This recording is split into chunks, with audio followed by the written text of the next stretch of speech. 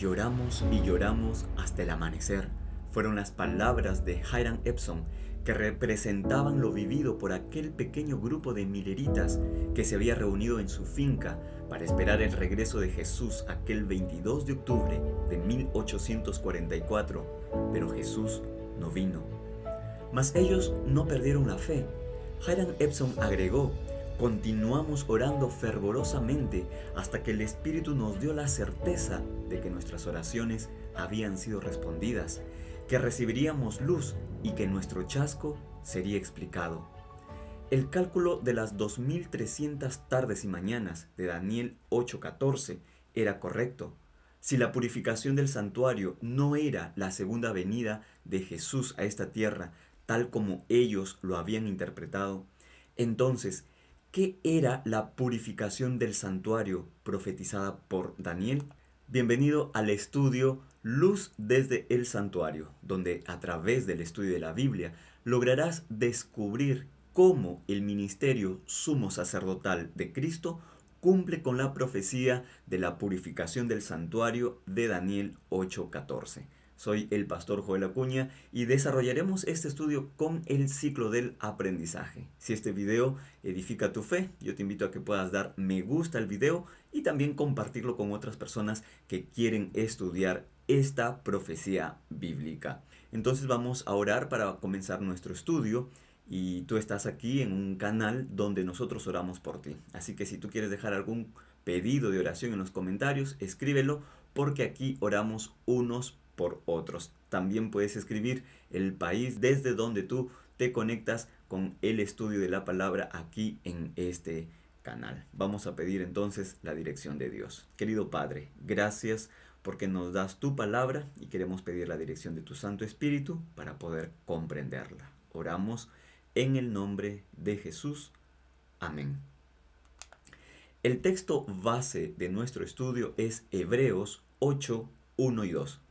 Lo principal de lo que venimos diciendo es que tenemos un sumo sacerdote que se sentó a la diestra del trono de la majestad en el cielo y es ministro del santuario, de aquel verdadero santuario que levantó el Señor y no el hombre. Para descubrir qué es la purificación del santuario, vamos a dividir este estudio en tres secciones. La primera sección, los dos santuarios; la segunda sección, las dos ceremonias; y la tercera sección, las dos visiones. Voy a explicar la profecía de la purificación del santuario en tres sencillos pasos. Para ello, debes saber esta secuencia. Primero, debes saber que en la Biblia hay dos santuarios. Segundo, debes saber que hay dos ceremonias básicas en el santuario. Y tercero, debes saber que hay dos visiones paralelas en el libro de Daniel que se complementan para entender la purificación del santuario. En estos tres pasos, tú vas a comprender de manera sencilla la purificación del santuario de Daniel 8:14. Iniciemos entonces con el primer paso: conocer los dos santuarios. Daniel 8:14 dice: y él dijo, hasta 2300 tardes y mañanas, luego el santuario será purificado. ¿Qué santuario? En la Biblia hay solo dos santuarios, el santuario terrenal y el santuario celestial. Éxodo 25:8 dice: me erigirán un santuario y habitaré en medio de ellos. Este es el santuario terrenal. Y Éxodo 25:40 dice: mira y hazlos conforme al modelo que te ha sido mostrado en el monte. Ese modelo es el santuario celestial. Aquí están los dos santuarios. ¿Cómo sabemos que el santuario modelo es el santuario celestial, o sea, el que está en el cielo? Porque el Nuevo Testamento lo explica así. Hebreos 8, verso 1, 2 y el verso 5 dice: ahora bien, el punto principal de lo que venimos diciendo es que tenemos tal sumo sacerdote, el cual se sentó a la diestra del trono de la majestad en los cielos. El contexto de lo que Pablo va a hablar aquí está en los cielos. Y dice: él es ministro del santuario y de aquel verdadero tabernáculo. Ese santuario, que es el verdadero tabernáculo, está en los cielos. Y mire el énfasis: que levantó el Señor y no el hombre. Estos sirven a lo que es figura y sombra de las cosas celestiales, como se le advirtió a Moisés cuando iba a erigir el tabernáculo, diciéndole: mira, haz todas las cosas conforme al modelo que se te ha mostrado en el monte. Aquí están claramente los dos santuarios. El santuario en el cielo, que es el verdadero, que es el modelo, o que podemos decir es el original, y el santuario en la tierra, que es figura y sombra, que es la copia. ¿Por qué hay dos santuarios? ¿No bastaría solamente uno? La respuesta es sencilla. Según Hebreos 8, el santuario terrenal es figura o copia del santuario celestial. Nosotros no tenemos acceso al santuario en el cielo. Entonces Dios dice más o menos así: les voy a enseñar lo que sucede en el cielo con una copia aquí en la tierra. Y eso es todo. Entonces, ¿podemos nosotros saber lo que sucede en el cielo? Claro que sí, porque en el santuario del cielo sucede lo mismo que en el santuario en la tierra. De este modo, hasta aquí ya dimos el primer paso para entender la purificación del santuario. El primer paso es entender que hay dos santuarios, uno en el cielo y otro en la tierra. Ahora, según Daniel 8:14, el santuario va a ser purificado. ¿A cuál santuario se refiere?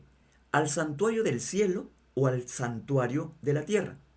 Porque si uno es copia del otro, eso significa que los dos santuarios son purificados. Entonces necesitamos saber qué es la purificación del santuario. ¿Qué se purifica? Lo que está contaminado. Entonces, para que nosotros pudiésemos entender cómo el santuario era contaminado y cómo era purificado, Dios estableció dos servicios en el santuario. Uno, que es el servicio diario, que contaminaba el santuario, y otro, que era un servicio anual que purificaba el santuario. Veamos estos dos servicios en nuestra segunda sección para entender qué es la purificación del santuario. Leamos Levítico 16:16. Así purificará el santuario a causa de las impurezas de los hijos de Israel, de sus rebeliones y de todos sus pecados. De la misma manera hará también al tabernáculo de reunión, el cual reside entre ellos en medio de sus impurezas. El texto nos muestra la contaminación y la purificación del santuario. De hecho, que primero es la contaminación y después es la purificación. ¿Cómo era contaminado el santuario? De acuerdo al texto que hemos leído, era contaminado con los pecados de los israelitas. ¿Los pecados pueden contaminar? De acuerdo al texto, simbólicamente sí. Entonces, ¿cómo sucedía esa contaminación? A través de los servicios diarios del santuario. Éxodo 29, 38 y 39 dice: esto es lo que ofrecerás sobre el altar: 2 corderos de un año cada día perpetuamente. Ofrecerás uno de los corderos por la mañana y el otro cordero lo ofrecerás a la caída de la tarde. El sacrificio de un cordero en la mañana y en la tarde diariamente no cesaba, aun cuando se realizaba en el pueblo otras festividades como la Pascua, el Pentecostés, el día de la expiación o entre otros. Por eso era llamado tamid o continuo. Era símbolo de Cristo. Por eso Juan el Bautista, cuando ve a Jesús venir para ser bautizado, expresó: he aquí el Cordero de Dios que quita el pecado del mundo. Estos sacrificios no eran realizados por las personas, sino en favor del pueblo. No era un sacrificio que el pecador ofrecía a Dios, sino un sacrificio que Dios ofrecía en favor del pueblo. Jesús murió para quitar los pecados del mundo. Pero para que el pecado sea quitado de la persona, el individuo, el hombre, necesita hacer de Cristo su sacrificio. De nada sirve lo que Dios pueda hacer por el hombre si el hombre no hace de Cristo su cordero que quita su pecado. Entonces, ¿cómo el pecador quitaba su pecado simbólicamente en el santuario? Por medio de un sacrificio. Habían diferentes sacrificios en el santuario y se empleaban diferentes animales para ello: corderos, becerros, carneros, aves, bueno, entre otros. Lo más común era el cordero, era lo más conocido. ¿Cómo era este procedimiento? El pecador llevaba un animal de entre todos los que había, lo presentaba en el santuario, era aceptado después de pasar por una revisión, y entonces el pecador, la persona, confesaba sus pecados colocando sus manos en la cabeza o sobre la cabeza del animal. De esta manera, simbólicamente transfería sus pecados al animal. Posteriormente, el mismo pecador tenía que degollar al animal. Y es que no solamente era la muerte de un animal, sino que significaba la muerte de un ser inocente. Esto era símbolo de Cristo como nuestro sustituto que ocupó nuestro lugar inocentemente. Ahora, el libro de Levítico capítulo 4, el verso 5 dice: y el sacerdote ungido tomará de la sangre del becerro y la traerá al tabernáculo de reunión.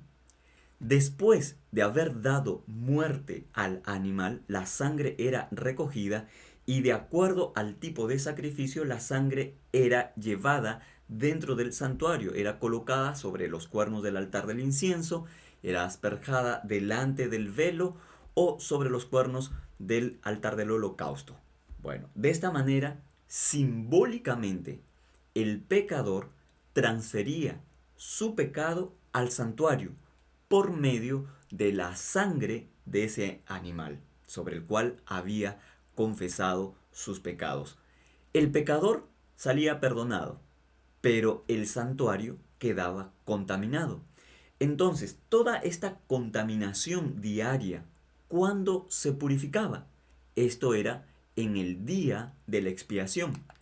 Levítico 16, 29 y 30 dice: esto tendréis por estatuto perpetuo. En el mes séptimo, a los 10 días del mes, afligiréis vuestras almas, y ninguna obra haréis, ni el natural, ni el extranjero que habita entre vosotros, porque en este día se hará expiación por vosotros, y seréis limpios de todos vuestros pecados delante de Jehová. La purificación era el día 10 del séptimo mes. Ese día era conocido como el día de la expiación o Yom Kippur. ¿Qué sucedía ese día? El proceso inverso a la contaminación. El pecado era quitado del santuario. Se realizaban varios ritos ese día, además de los holocaustos diarios. El sumo sacerdote hacía expiación por sí y por su casa a través del sacrificio de un becerro. Además, se tomaban dos machos cabríos de los cuales se echaba suertes, y uno era determinado para Jehová y otro para Azazel. El macho cabrío que era determinado para Jehová era sacrificado como expiación por el pecado del pueblo, y el macho cabrío que era para Azazel quedaba vivo. Tanto la sangre del becerro, que era sacrificado para expiación del sumo sacerdote y su casa, como el macho cabrío, que era sacrificado como expiación por los pecados del pueblo, era llevada dentro del lugar santísimo y era asperjada sobre el lado oriental del propiciatorio, y también delante del mismo propiciatorio con su dedo esparcía 7 veces. La sangre de estos dos animales también era colocada sobre los cuernos del altar. Así, de esta manera, era purificado el santuario. Es decir, el pecado era quitado del santuario. Cuando el sacerdote había terminado esta ceremonia, entonces salía y colocaba sus manos sobre el macho cabrío que había sido determinado para Azazel y que estaba vivo. De esta manera transfería simbólicamente todos los pecados que habían sido quitados del santuario sobre aquel macho cabrío que era llevado finalmente al desierto, y allí era dejado, allí moría. Todos los servicios del santuario representaban el ministerio de Cristo en favor de la humanidad para salvar al hombre y librarlo del pecado.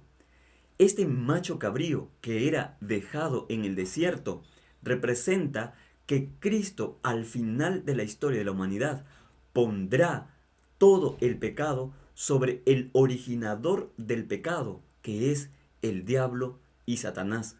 Por eso que nosotros podemos agradecer a Dios porque Él un día va a poner fin al pecado.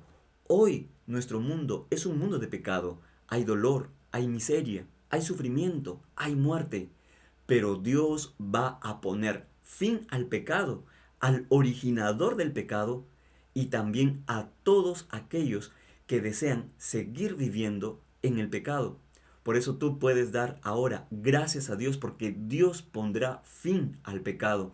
Y si tú quieres, puedes escribirlo aquí.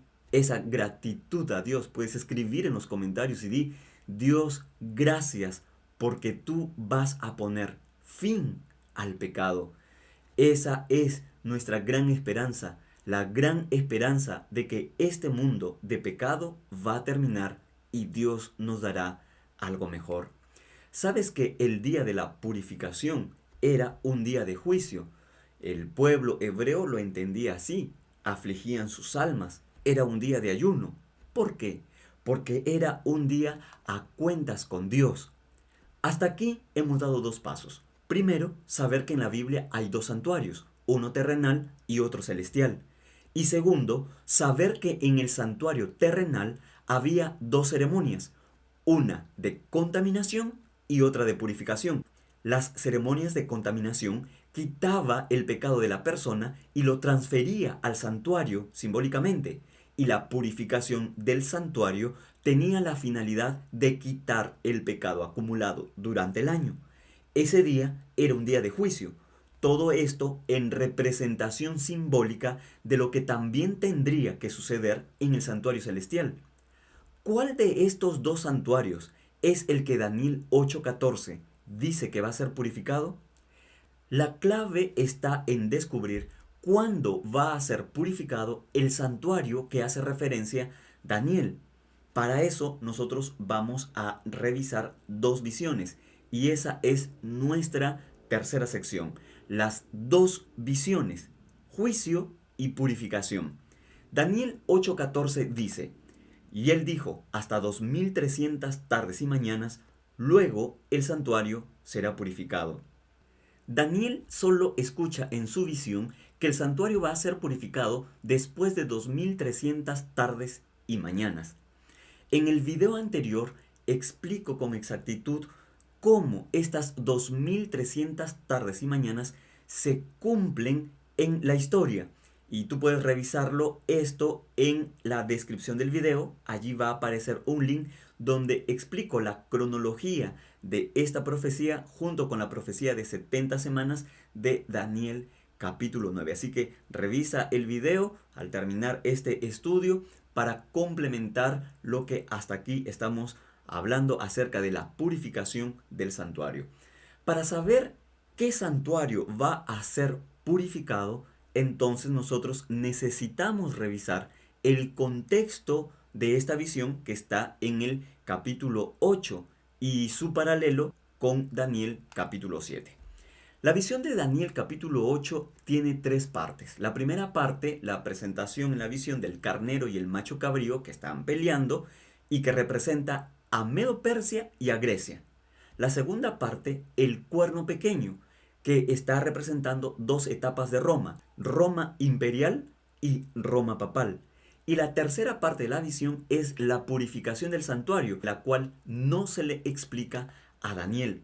De acuerdo a esta visión, tanto la parte 1 como la parte 2 representan los reinos de este mundo, esto es en el plano terrenal. Y la purificación del santuario, ¿a qué plano corresponderá? Esta secuencia de reinos está también en Daniel 7. En Daniel 7 la visión comprende en la parte 1 4 grandes bestias. Un león que representa a Babilonia, oso representa a Medo-Persia, leopardo representa a Grecia y una cuarta bestia indescriptible que representa a Roma imperial. La segunda parte de la visión de Daniel 7 es el cuerno pequeño que representa a Roma papal. Y la tercera parte de la visión es el tribunal celestial y los libros que son abiertos y representa el juicio celestial. Tanto la primera parte como la segunda de esta visión está en el plano terrenal, porque corresponde a los reinos de este mundo. Pero la tercera parte, que es el tribunal celestial y los libros abiertos de ese juicio celestial, está en el plano celestial. Eso quiere decir que las dos visiones son paralelas. Daniel 7 y Daniel 8 presentan tanto los reinos de este mundo como el juicio y la purificación del santuario. Si los reinos de este mundo están en el plano terrenal, entonces el juicio y la purificación del santuario están en el plano celestial. ¿Cómo podemos estar seguros que está en el plano celestial? Porque el juicio de Daniel 7 se da después del tiempo del fin. Y la purificación del santuario en Daniel 8 también se da en el tiempo del fin. Vamos a leer Daniel 8, 15 al 17. Aconteció que mientras yo, Daniel, consideraba la visión y procuraba comprenderla, se puso delante de mí uno con apariencia de hombre y oí una voz de hombre entre las riberas del Ulai que gritó y dijo: Gabriel, enseña a este la visión. Vino luego acerca de donde yo estaba, y al venir me asusté y me postré sobre mi rostro. Pero él me dijo: entiende, hijo de hombre, que la visión es para el tiempo del fin. ¿Qué visión? La visión de la purificación del santuario. En Daniel capítulo 8 se le ha explicado a Daniel sobre el macho cabrío, el carnero y el cuerno pequeño. Lo que no se le ha explicado a Daniel es la visión de la purificación del santuario, y se le dice que es para el tiempo del fin. El tiempo del fin inicia después de la profecía de 1260 años de persecución por parte de Roma papal, la cual termina en 1798. El juicio y la purificación, que es el mismo evento, sería entonces después de 1798. Para 1798, el santuario terrenal ya no existía. El santuario terrenal, el templo, había sido destruido por los romanos en el año 70. Por lo tanto, en este tercer paso, sabiendo que el juicio y la purificación de las visiones de Daniel 7 y 8 nos hablan de lo mismo, con enfoques diferentes, comprendemos que el santuario a ser purificado no es el santuario terrenal, sino el santuario celestial. Además, Mateo 27, 50 al 51 dice: pero Jesús, habiendo otra vez clamado a gran voz, entregó el Espíritu. Entonces el velo del templo se rasgó en dos, de arriba abajo. La tierra tembló, las rocas se partieron. Jesús en la cruz puso fin a la ceremonia del santuario terrenal. Por eso es que dice el texto bíblico que el velo se rasgó en dos. Lucas 24, 44 dice: luego les dijo: estas son las palabras que os hablé estando aún con vosotros, que era necesario que se cumpliera todo lo que está escrito de mí en la ley de Moisés, en los profetas y en los salmos. Jesús cumplió con el simbolismo del santuario. Todos los pecados de los pecadores arrepentidos pueden ser quitados si hacen de Cristo su sacrificio. Al aceptar a Jesús como Cordero de Dios que quita el pecado, al confesar sus pecados, transfieren su pecado al santuario, no terrenal, sino celestial. ¿Qué pasó después de la resurrección? Marcos 16, 19 dice: y el Señor, después que les habló, fue recibido arriba en el cielo y se sentó a la diestra de Dios. Hebreos 8, 1 y 2 dice: ahora bien, el punto principal de lo que venimos diciendo es que tenemos tal sumo sacerdote, el cual se sentó a la diestra del trono de la majestad en los cielos. Él es ministro del santuario y de aquel verdadero tabernáculo que levantó el Señor y no el hombre. Jesús entró a su santuario después de su ascensión al cielo. ¿Qué comenzó a hacer en su santuario? Romanos 8:34 dice: ¿quién es el que condenará? Cristo es el que murió, más aún el que también resucitó, el que además está a la diestra de Dios, el que también intercede por nosotros. Jesús realiza su obra sacerdotal como nuestro abogado e intercesor. Y es por eso que la palabra del Señor nos dice, hijitos míos, si alguno hubiera pecado, abogado tenemos. ¿Quién es ese abogado ante el Padre? Es Jesús. Jesucristo es nuestro abogado. Por eso tú puedes darle gracias a Dios, porque Jesús es tu abogado e intercesor. Escribe aquí en los comentarios y di, Jesús, gracias porque tú eres mi abogado. Gracias, Jesús, porque intercedes en mi favor. Pero sabes que el santuario terrenal es copia del santuario celestial. Y si en el santuario terrenal se realizaba una obra de purificación, entonces en el santuario celestial tendría que haber también una obra de purificación. ¿Cumpliría Jesús una obra sumo sacerdotal de purificación en su santuario celestial? Hebreos 4:14 dice, por tanto, teniendo un gran sumo sacerdote que traspasó los cielos, Jesús, el Hijo de Dios, retengamos nuestra profesión.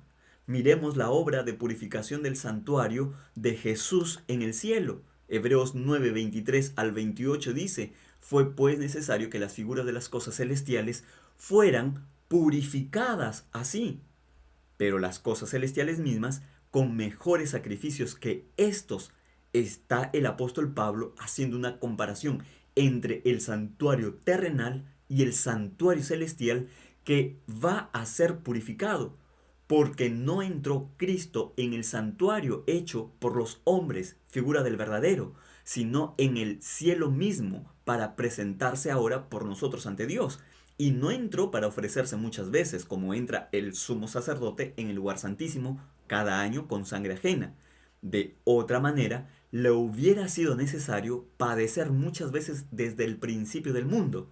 Pero ahora, en la consumación de los tiempos, se presentó una vez para siempre por el sacrificio de sí mismo, para quitar de en medio el pecado. Y de la manera que está establecido para los hombres, que mueran una sola vez y después de esto el juicio, así también Cristo fue ofrecido una sola vez para llevar los pecados de muchos y aparecerá por segunda vez sin relación con el pecado para salvar a los que lo esperan. De acuerdo al texto, Jesús realizaría una obra sumo sacerdotal en su santuario, purificando el santuario celestial. Esta obra de purificación del santuario por parte de Cristo es un juicio que es conocido también como juicio investigador. Ya sabemos que el santuario que habla Daniel 8:14 no es el santuario terrenal, sino el santuario celestial. Sabemos que las 2300 tardes y mañanas se cumplen en 1844 y en la descripción del video hay un link donde se explica cómo es que se llega a ese año de 1844. Leímos en Levítico 16:29 que la purificación del santuario era en el día 10 del séptimo mes del calendario judío. Eso en nuestro calendario es el 22 de octubre. Si esta profecía se cumple en 1844, entonces estamos hablando que la purificación del santuario o el juicio comenzó el 22 de octubre de 1844. Por eso Apocalipsis capítulo 14, versos 6 y 7 dice, en medio del cielo vi volar otro ángel que tenía el evangelio eterno para predicarlo a los habitantes de la tierra, a toda nación, tribu, lengua y pueblo. Decía a gran voz, temed a Dios y dadle gloria, porque la hora de su juicio ha llegado. Adorad a aquel que hizo el cielo y la tierra, el mar y las fuentes de las aguas. Eclesiastés 12:14 dice que Dios traerá toda obra a juicio. La norma de ese juicio es la ley de Dios. El juicio celestial es una obra de investigación de cada caso para finalmente determinar quién se salva y quién se pierde. Esa determinación no ha sido arbitraria por parte de Dios, sino por lo que los hombres han escrito en los libros que están en los cielos. Este juicio es antes de la segunda venida de Jesús, Por eso es conocido también como juicio preadvenimiento o juicio investigador. ¿Temeremos al juicio?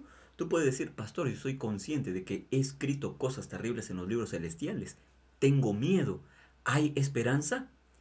Hay esperanza, porque la Biblia dice en Daniel 7:22, hasta que vino el anciano de días y pronunció juicio en favor de los santos del Altísimo, y vino el tiempo y los santos poseyeron el reino. El juicio es a favor de los santos del Altísimo. Por tanto, no tenemos que tener miedo al juicio, porque Jesús es nuestro sumo sacerdote. En ese juicio, Jesús es juez, pero también es nuestro abogado intercesor. Por lo tanto, si tú confiesas arrepentido tu pecado, entonces te refugias en la justicia de Cristo. Jesús coloca sus méritos sobre ti. Ahora ya no hay condenación para los que están en Cristo Jesús, cubiertos con su justicia.